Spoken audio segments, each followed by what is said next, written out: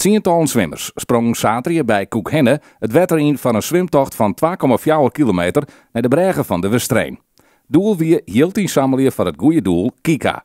Ik heb groot respect voor die man dat ze dit doen. Ik ben stel topatleten bent er één keer. Ja, ik had er respect voor. Ja. We moesten in principe wat meer bewegen op werk in een vergadering gewoon. En Simon had dat eigenlijk dat het maar net uit de kramen kwam en onder het schaft eens de keuring kwam. Ik zei, dat werkt net doen, want dan worden meestal niet met de collega's praten. Dus ik zei voor de gek, we kennen ik wel van Bregen. De Bregen is van een goed doel. Nou ja, dan ben je hier al je maar hier. Ja. Wat vind je van zo'n initiatief van jouw werknemer? Dat vinden we heel erg belangrijk.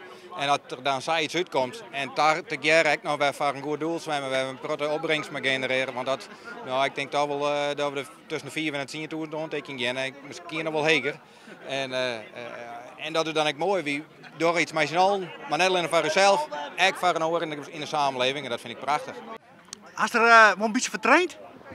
Ja, elke week. Nee, we zijn zwemmers, dus ja, we trainen sowieso wel. Okay. Ja. En wat is de reden om nog mee te doen? Nou, sowieso is het een leuk evenement en voor Kika natuurlijk, om hier te verzamelen. Vind je het belangrijk dat zo'n soort evenement in jouw gemeente is? Absoluut. Sowieso een mijlkwander voor een goed doel te streven is goed. Dat is ook binding. En dan laten we zien hoeveel mijlkwander ook hele goede acties ontwikkelen kunnen. En het is natuurlijk een heel goed doel, hè? Want Kika, Ben met kanker, om daar wat voor te doen, dat is natuurlijk hartstikke belangrijk.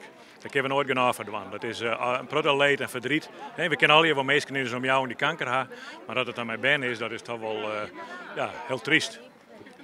Hier zelf nog even mee zwemmen willen.